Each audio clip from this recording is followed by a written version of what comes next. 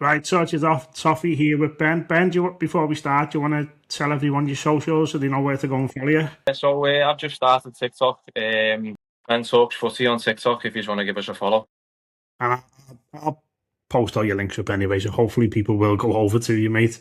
Do you know what? Know where we'll start? McNeil and Johnson. I'm sure you've seen what's going on there, and you've got to feel. I mean, I feel as an Everton fan, we're getting a better deal there. I've literally just edited a video about it. I'll be posting it in a minute, but I think we've got the best of the deal as well. I've seen some Palace fans and some Everton fans thinking like it's too like for like, it's red flag. Like, why do they want to get rid of him? But we also want to get rid of McNeil, but they're happy with McNeil and we're happy with Johnson. It's a bit of a mad one, but I think for no money involved, straight swap, a winger who I think is an actual winger, got pace. I think Dwight McNeil is more of a left midfielder, opposed to winger. And Brennan Johnson in the past has got good stats about him. He has got a bit of pace, he's got a bit of creativity. He had a bit of a stinker last year, didn't he? But so did Dwight McNeil. Dwight McNeil had 1 assist, 0 goals. You know what I mean? I think that's the main thing as well, pace, isn't it? Because our side is massively lacking pace, and Is as well, like for as long as I can remember, we haven't had anyone with any was a blister and pace. no, and that's it. As much as we miss Grealish, he himself wasn't blessed with much pace, was he? So I think I do think we're getting the better of the deal. He's younger. If we wanted to sell him in a year's time, he'd probably get more money for him. And yeah, I've on that McNeil didn't. Looking at his stats as well before from last season, Johnson done more key passes than McNeil, which surprised me. I always thought McNeil would be one of them where he's good on the ball and he makes a good key passes. But I think last season, the Moyes McNeil was used mainly as a cover, I think. yeah, It was worth saying, but it's not necessarily what you want from a winger, is it? You want them to be high and wide and create. So, how it goes. it's a funny one with McNeil because I don't mind him, but I also don't particularly want him to play for Everton, if that makes sense. But This does. I think he does. He does try. He's just his best is just not good enough, is it? No, listen, he puts the like old dice goes in and he puts the hard yards in and he runs around a lot, he has got an engine on him. And his left foot's okay. I thought it'd be a lot better when we signed him. I thought like when we signed him his wonderful left foot and Calvert-Lewin in the air it'd be a great combo and it didn't really pan out, did it? But he seems like a good fella. He seems hard worker, but I just don't think his output's good enough. And Yeah. we need that output because we don't get it from other places. So we need to get it from as many people as we can. It is a strange one for Palace, isn't it? Because you're thinking, why are they doing that deal? Is it because they think they can pay McNeil less wages so they're saving money? Because McNeil's only got 12 months on his contract. It just seems bizarre, doesn't it? Yeah, I've heard that Johnson's on like 110 grand a week. McNeil was on 5 or something. So they are saving a big chunk for their PSR. Yeah. Hopefully they're not paying Johnson 110. Like I wouldn't. Mate, you never know what Everton do, you? But going on to Everton, realistically, what would you consider success this season? Realistic success would be in and around the top half, building on what we nearly done last season. I'm not confident enough to say success would be getting in a European place. I think we missed the boat last season with an excellent opportunity. The league was a bit of a mad one last season, like Brighton, Sunderland, Brentford, all great teams. Like they had a really good year. Brentford may have had a fluke of a year, you don't know, but I think that was a real big opportunity for us there. And I'm not confident that he can recreate it. I'm confident that we'll stay up. I'm under no illusions that we go down or nothing like that. I think there's a bit of an overreaction, I suppose, to pre-season where people say, "Oh, relevant," and all that, but I don't think we're that bad. I'd say I've got us personally finishing about 40, 50, maybe. So I think realistic success for me would be 10th, 11th. I think when it comes to Everton, it's better to expect the worst, isn't it? And then anything that comes after that, it's just a bonus then to you, isn't it? Yeah, exactly. don't want to go in thinking we were this close to Europe, we'll get it, we can get it this season, and then finish Especially, massive. you see a lot of them teams improving as well. Like the Tottenham, who finished 17th and now have spent God knows how much money at this moment in time. So yeah, said that to me, mate. Like Tottenham and Forest are going to be nowhere near as bad as they were no, last year. There's another two teams. Silver lining of maybe them two going ahead of us. Newcastle are going to be underneath us. I think they struggled, but yeah. So if there's one player in this Everton squad, as hard as this is going to be, that you're excited about for next season, who would that be? I think before AFCON, you would have asked me to be Njai because before AFCON, I had Njai in my like top three Everton players ever seen. I absolutely loved him. Jimmy Garner, I think he'll have another great year. I can't believe he didn't go to the World Cup. Really I know overhead. when you look at it now, it seems an even madder decision because he could have even slotted in at right back for them, couldn't he? Oh, yeah, he's just utility man, and he's brilliant wherever he goes. Yeah. But I'll give you two. I'm really excited to see Armstrong. He gets more minutes. I want Armstrong to develop into a solid Premier League player as a teenager and just get on and become our talisman.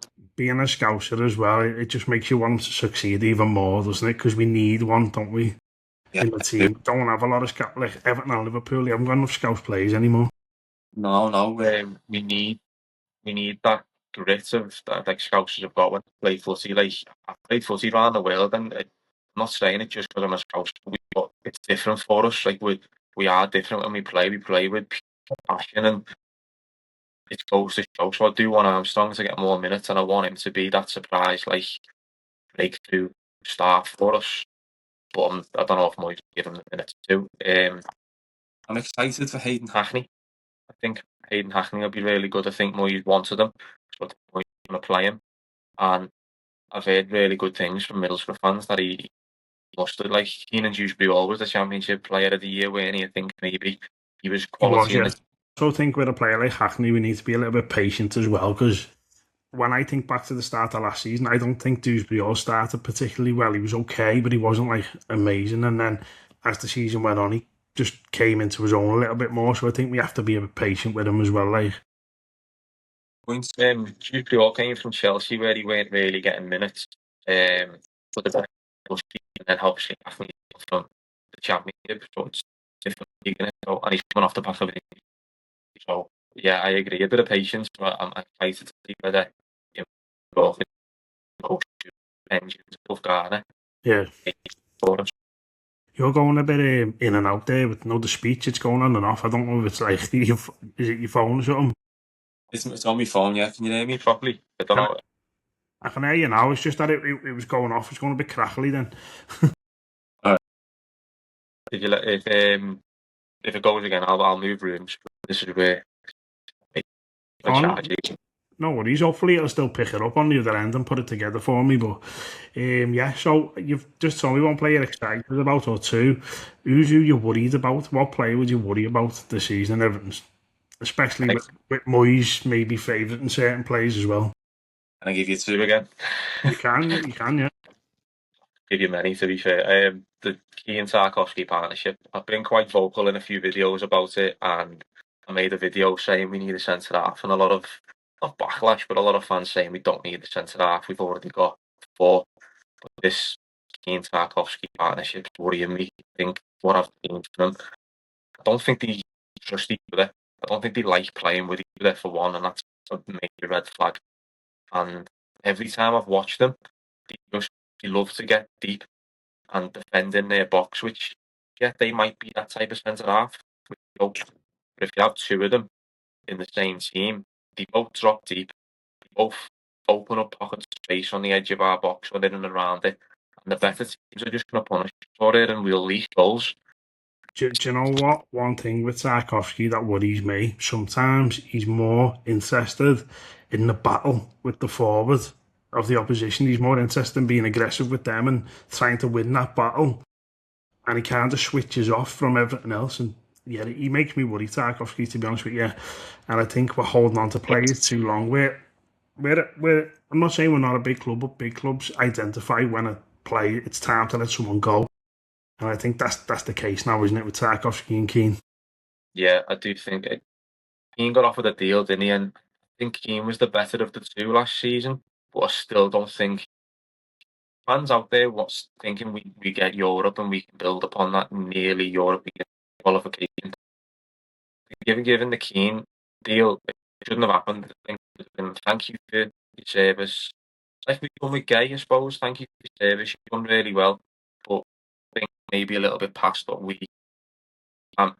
we're wanting. So I think the team's coming with Tarkovsky. I don't think we go any further with them two as our partnership or one of them in the team where, as you said, they're more focused on something else Yeah, opposed to where the other players are and where their centre half partner is. And here to see some of the goals we see, so obvious that it's down to them two lead in pocket space, and yeah. that's good enough. When Bradwaite's not in the team, it's scary how quick a team can go right through the middle of us, isn't it? Really like the Brentford goals stick out to me loads because Yeah, they were down the middle. We've always known Keane's slow. Barkov's not not blessed with pace, so that may be why they want to drop in deep. But in the modern game, the opposition will probably sort of suck it out, and then as you're dropping in deep, they'll have the pocket of space. Evidence moving about more than they did. Like the game's evolving, and I don't think centre halves like Keane are evolving yeah, quickly. Worrying me. And when Brandwaite's not playing it, I don't think we don't score yeah. many. Well, that leads me perfectly to the next question. What's one thing that we must improve on this season? We I'm gonna go. I'm a centre half by trade, so I do tend to lean by defence, and I do think we need to fix that defence because it's much harder to go out and buy goals. Yeah, It's hard to market. You can't go, yeah, I'll go and get him as he's a 20 goal season. Like, if you do that, you're going to be spending upwards of 60, 70 million nowadays. It's just not happening. It's or easily anyway, and especially for a team not in Europe. yeah, So I think the easier, more realistic fix would be tightening up the defence, which I always thought Moyes was quite good at, but I don't know if the game's evolving too fast and his sense of mindset or tactics and set piece coach nonsense and the zonal marking. I don't think. don't get me started on zonal marking. I hate it so much. We need to fix our defensive tactics. It's Yeah. got to improve. Well, I know. I remember. Do you remember the Newcastle game at home last season? And they were doing them mad corners where they were all standing at the back and then running in. And they Yeah, killed us. They killed us with it, didn't they? They absolutely killed. I think Tottenham done it as well to us. Andy got two in like 5 minutes off two corners, weren't they? Yeah, And yeah, Alex Eward on the same as we got absolutely yeah, battered. It's embarrassing as a team, especially now considering when people look at Arsenal. Arsenal won the league affecting their set pieces, and I don't think anyone else took any notice. So we did, especially in how you're not taking any notice. Is it stubbornness? Is it lack of awareness? I don't know, but it's not good enough, and it worries me that yeah. we. Well, which signing or rumoured signing excites you the most going into this season then? Is it Hayden Hackney or? Um, yeah, I am excited by Hayden Hackney. Rumoured signing. We're not rumoured with many great ones, are we? I do think English coming back would be good. I don't know whether that's just me heart speaking and my head thinking, oh, you need more of a. I fully agree with the Grealish thing because he does get us 10 yards up the pitch, doesn't he? He might not be quick, but he can keep hold of the ball and he draws fouls as well in dangerous areas. So it's a no-brainer. Ability to move about the opposition is outstanding. Like it's one Yeah, you can't really teach in it. yeah, And you're not blessed with pace, you will stay high and wide at outlet. yeah, Like with James Rodriguez, every time we had the ball, we go to Hammers. Again, we're blessed with pace, he's an outlet, and he had that ability to shuffle around the opposition, take up and stuff without really doing anything. Yeah, yeah. The same bracket. It's a shame with Hammers in it. We only got him during COVID, really. So none of us got to see him, but yeah, I'd love to, like, I'd love to. So, with the players we've signed and the way we're looking in pre-season, which you can't really read into too much, come Christmas, where do you see Everton being in the table? It's the same as before, really, around 14th, 13th. I can't really see us. You never really start well anyway. No, we I don't. think after the last 5 seasons, only got over 7 points once in our first 5 games. I know I sound dead negative, but No, it's not negative. You're just an Evertonian, aren't you? I That's mean, just how we are. read the script. You know what I mean? So, right, a little bit of fun now. Dead or alive, any former Everton player you can bring back to help us this season, who would you choose? In their prime, or as they was for Yeah, Everton. in their prime, yeah. Rooney, I absolutely love Wayne Rooney, the best player of all time. But we're taking prime. I'll take Rooney. We're taking prime for Everton. Baines. Baines, it's a Yeah. good shout, yeah, it's a good shout. Him and Grealish should be scary, wouldn't it? It would be great to see them too. Oh yeah, I think it'd be better than being Adam Baines. I mean, so yeah, Yeah, I'll save one of them two in there. great shout. So this is a hard question because we don't score a lot of goals, but Everton's top goal scorer this season. If we don't sign a striker, I'm going to take York. I think he might be with 9 goals. Yeah, I'm going to have to say York. I can't see Barry or Beto getting into double figures. Uh, not if they're playing the way they're playing. Could a little outside chance be Brendan Johnson? Under Moyes, I'm going to say no. Okay, so I think you might have the same answer here. Player of the season. Player of the season.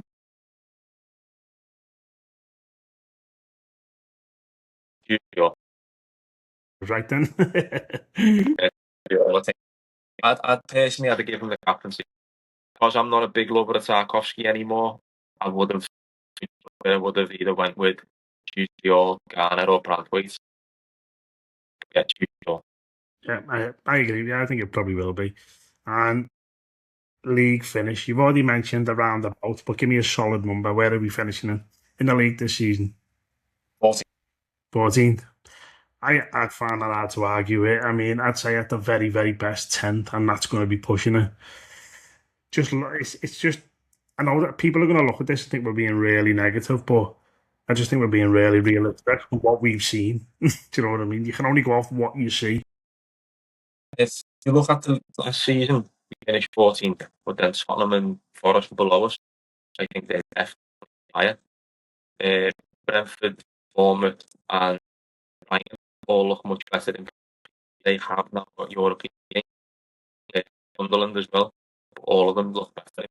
From watching your videos, I don't think I'm going to like this answer, but who's winning the Premier League this season? Changed it, by the way. I've got a new Have we update. changed it? If Arsenal take it serious again. Yeah. I agree. I agree with you, yeah. With Liverpool having a new manager, not looking great defensively. City having a new manager, you've got to say Arsenal the favourites, but I suppose we'll see. Never know. Could be Everton. Everton could do a Leicester. But do you think Beethoven's going to turn into Vardy? You know, I know Barry won't anyway. No chance. No chance. All right, Ben. Well, that's it for today, mate. Thank you very much, and hopefully I can get you back on in the future if you enjoyed that, like. Yeah, it's good. When I watch videos and stuff, I like the kind of podcasty kind of things. I like to talk. I go on a bit and waffle, but Ben, thank you, and everybody go and follow Ben out.